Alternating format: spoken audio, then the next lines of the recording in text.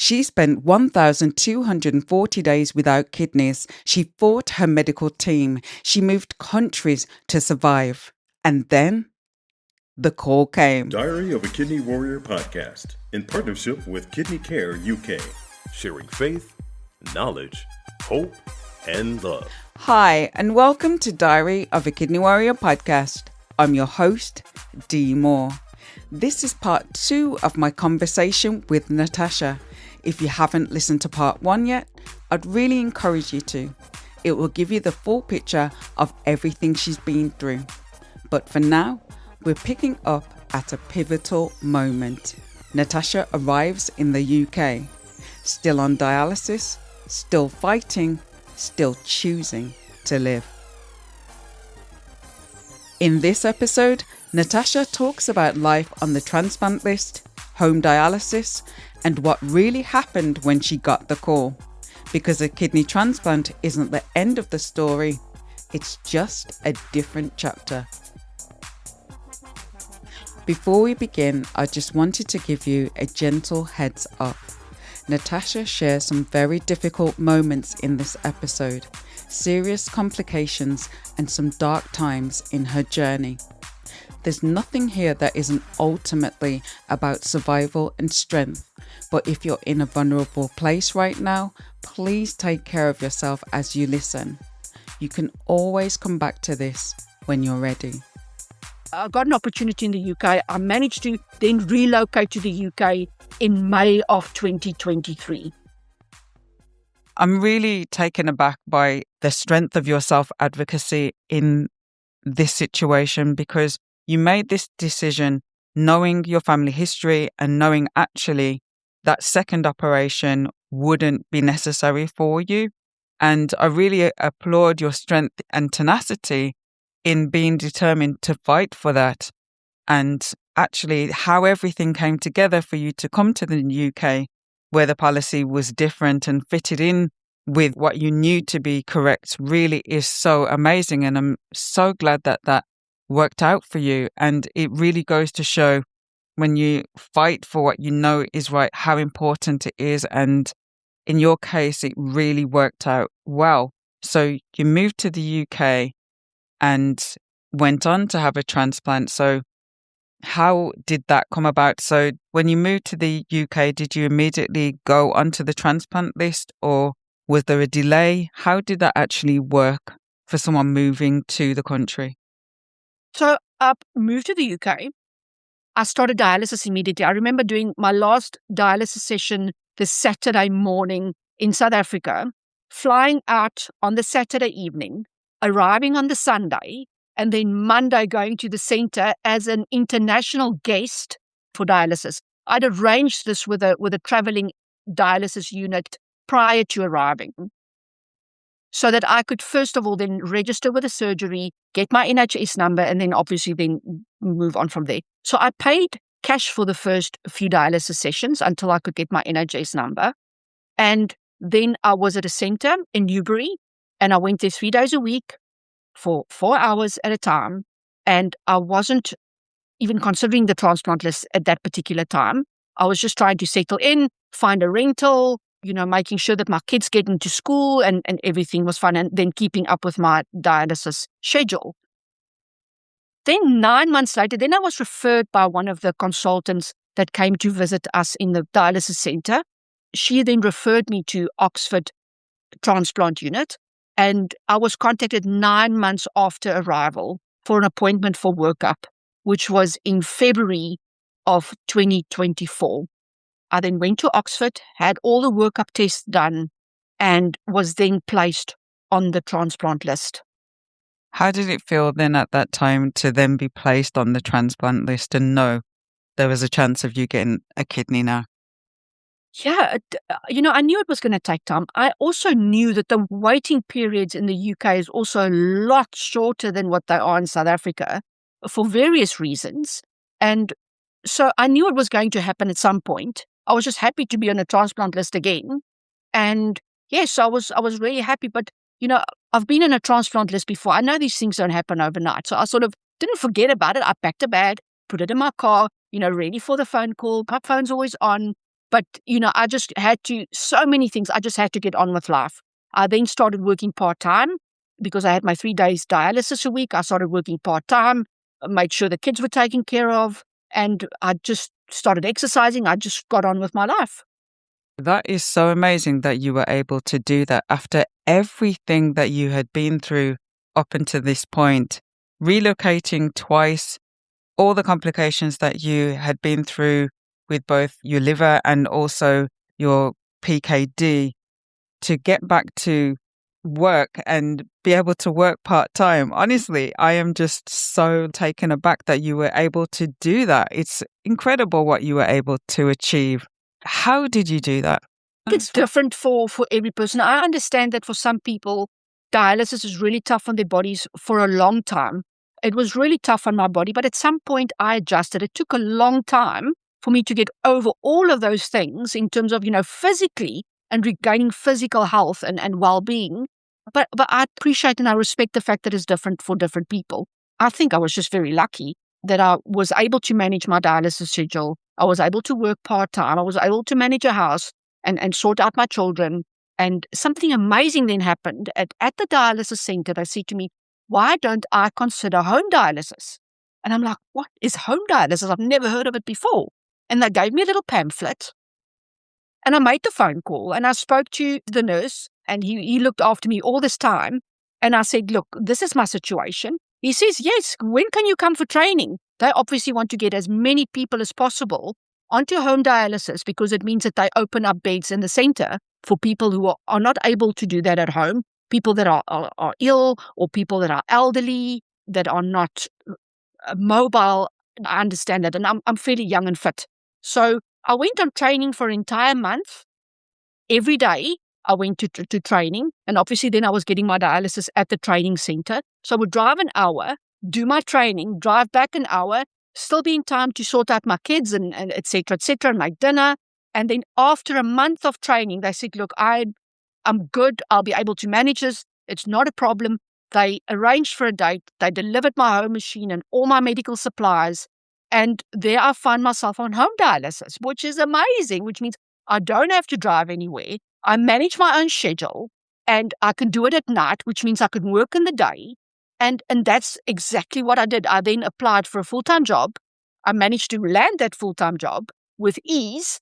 And then I started working full-time, but I work from home. So it's a job that I could do from home, which is, as I explained to you, it's management and leadership training, which I do via online. So I train level 3 and level 5 managers towards a diploma in leadership and management. So I do their training online. So I'm the facilitator. I was able to do that. And then I would do my dialysis after I fetch my daughter from school. I would then come home and start the dialysis. So yeah, it was amazing. And I was still able to exercise in the morning before work. So I would start work at 8:30. The kids would leave for school in the morning, and then I'll do my exercise before I start work. So I was able to do that. And I think, and I know people are different, and I know people are physically sometimes unable, and I respect that.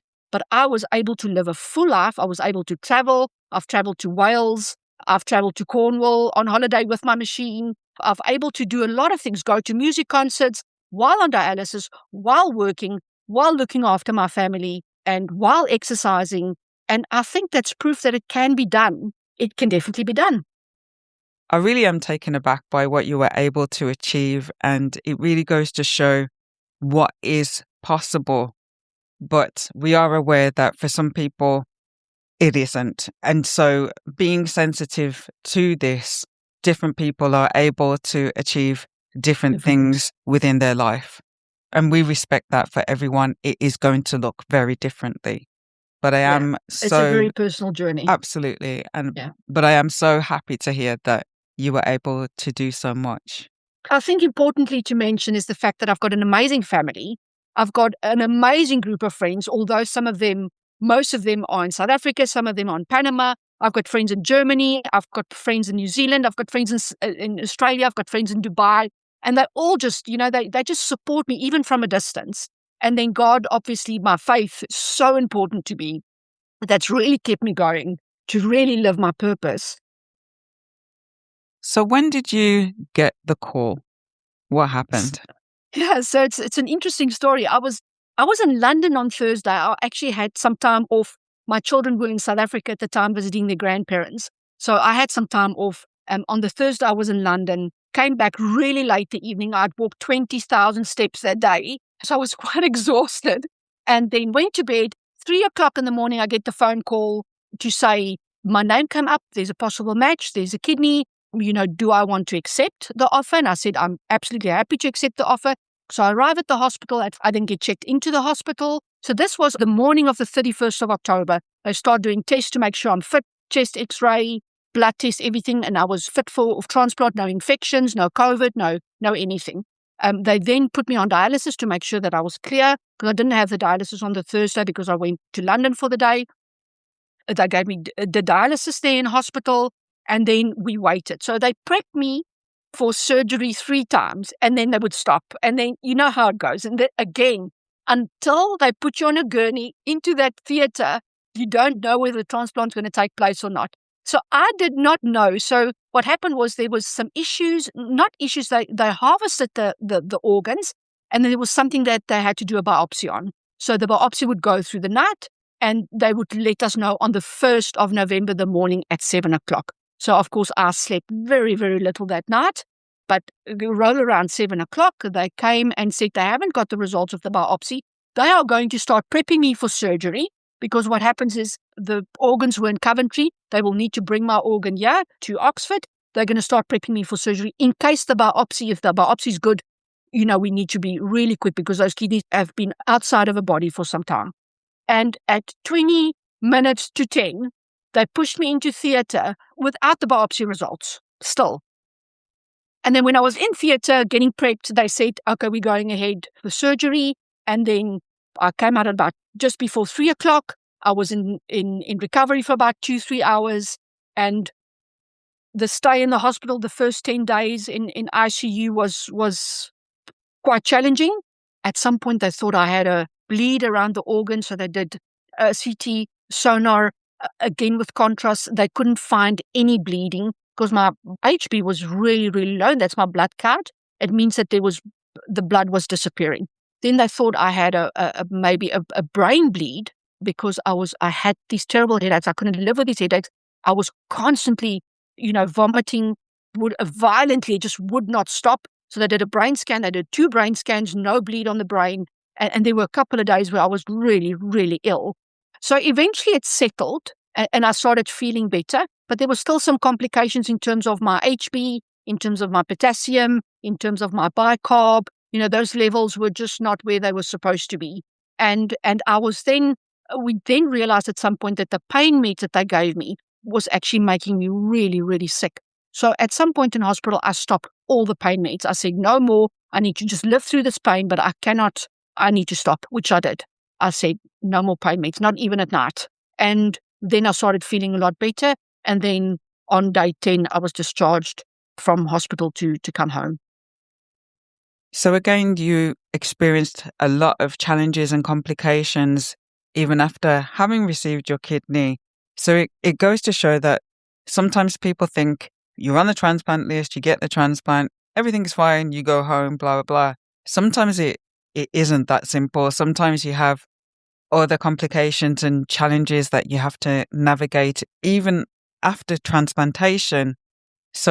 And I say this because I really think it's important that people go into this with their eyes wide open to know that receiving a kidney, absolutely, this is what we're waiting for, this is what we want, but we also have to prepare ourselves for the chance that maybe there might be other challenges that we experience along the journey.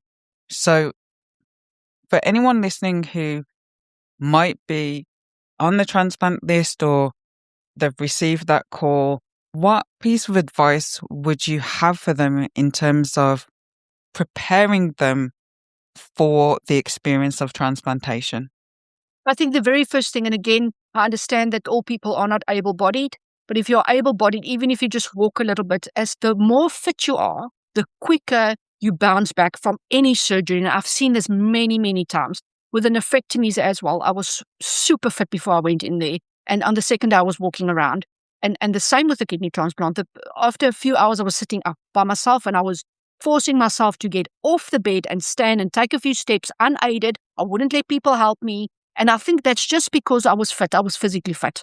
That's the first thing, if you can. The second thing is just to take it day by day, because this is a day by day journey. Even where I am now, 6 weeks, 6 and a bit weeks post-transplant, there's still a lot that needs to happen. This kidney will only really settle after 12 months of transplant. I've still got a road ahead. I'm still on antibiotics for potential chest infections and other things. So they're slowly taking me off certain meds.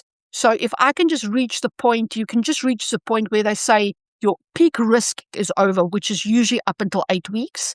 And then obviously getting to the 3-month mark, and then getting to the 6-month mark.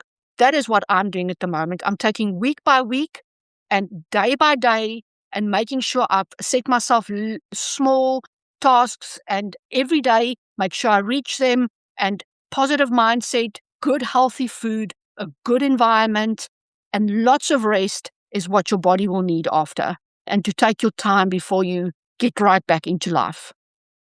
That's really excellent advice. It is so important how you take care of yourself through the process.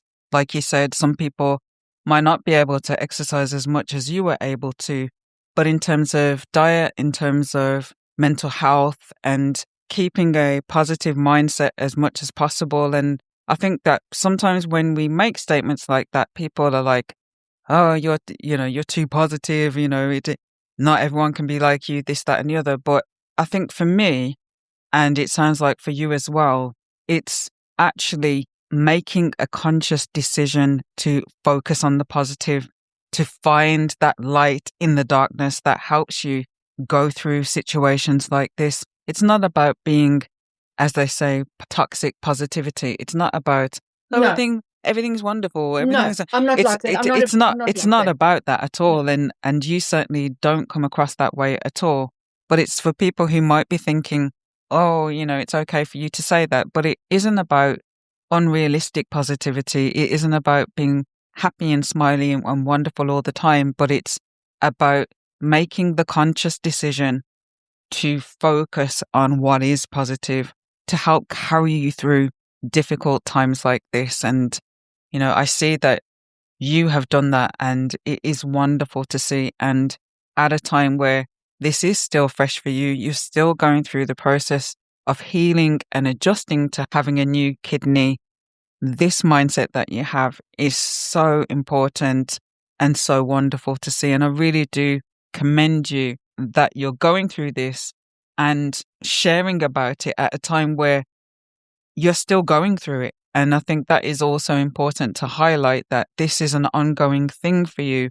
So for any naysayers out there, or people who might say, oh, you're being unrealistic, actually, no, this is present tense for you. You are still going through this. And I really admire your strength and tenacity through this situation. Thank you. I want to mention that, to make it a little bit more relatable, I really have my moments, and I'm very much a realist, and I know what this journey looks like because my mother's been on that journey, and I lived with it day in and day out. I know it's not easy. A kidney transplant is not a cure for kidney disease. It's just a different way of living. There's many things I'm restricted to do with this kidney, which I need to respect. But it's not going to be an easy road. So I'm very much realistic about it. But there's so many things that's out of my control and so many things that are in my control. So whenever my mind runs away with me, or I have a moment where I feel so sorry for myself, and it happens sometimes, I have a quick cry, I pull myself together, and I have a good chat with myself, and I just move forward. And what I really do is I focus on the things that I have control over. What do I have control over? I have control over what I say to myself, what goes on in my own mind. I have control over what I eat, what I put into my mouth, what I put into my body. How do I support this kidney? Something stupid is I'm not drinking any caffeine at the moment, because I know that taking caffeine does not help with bicarb. It does not help with the kidney function. I'm just putting strain on my kidney to filter, and it's not at capacity at the moment. So small things that are in my control to help this kidney really reach its full potential, that is what is in my control. And that is what I'm doing at the moment. And I'm resting my body, and I'm doing things that gives me really a lot of joy. I spend time with my children. I read books. I'm just taking this time to really heal my body and to give it a safe space to heal and do the things that are in my control. If I have to worry about everything that's out of my control and everything that can go wrong with this kidney transplant, I will end up in an asylum. I can guarantee you that. I will not allow myself to go there. As I said, I do have my moments, and then I ground myself and I think positive. I love that. And I echo, I love that. And I really agree. Focus on what is in your power to control, because the stuff you can't control, you're just going to continuously worry about. So 100% in agreement with that.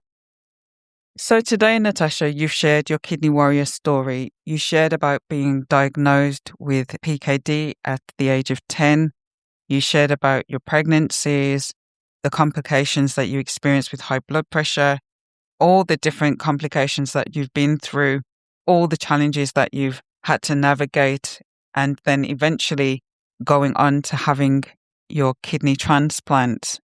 With everything that you've been through, with everything that you have learnt, what do you want to share with the listeners of the podcast? I think this journey has taught me that you can overcome adversity with resilience and grit. For me, faith. For me, the support of my amazing family and my amazing group of friends and an amazing medical team in the UK. You can overcome that adversity if you put your mind to it. And I know all people are not, able-bodied. I get that. Some people have got other complications. For me, I was lucky enough to, up until the minute I went into the hospital, I really lived a full life. And a full life means different things to different people. For me, it was living a full life. The only thing I could not do, which I was restricted, was traveling, which I love. I love traveling, seeing different countries. That's the only thing I couldn't do. I traveled within the UK. I've traveled to Wales, but I wasn't able to travel abroad, which I'm hoping to start doing very, very soon. And I think I just want people to know that the power is within you, whatever that looks like for you. Set yourself small little goals and make sure that you stay committed to your goals and what you want to achieve, even if those goals are very small, as long as they are important to you. You've got the grit, you've got the tenacity, you've got the resilience. You just need to reach deep and find it somewhere and use it to your advantage. Very, very powerful and so true. Thank you so much for sharing. My final question is, what is your final word of encouragement for the listeners? Keep on keeping on. I think soldier on. That's what we need to do. Get through every day. I can tell you that my days were not easy. Most of them were not easy. On dialysis, as you know, Dee, you don't feel well all the time. There were many mornings I woke up and I felt dreadful, but I had to get through the day. I have to get through the day. I've got a family that I need to take care of. I've got a job to do. I've got bills to pay, and you just take one day at a time and just soldier on and keep on keeping on.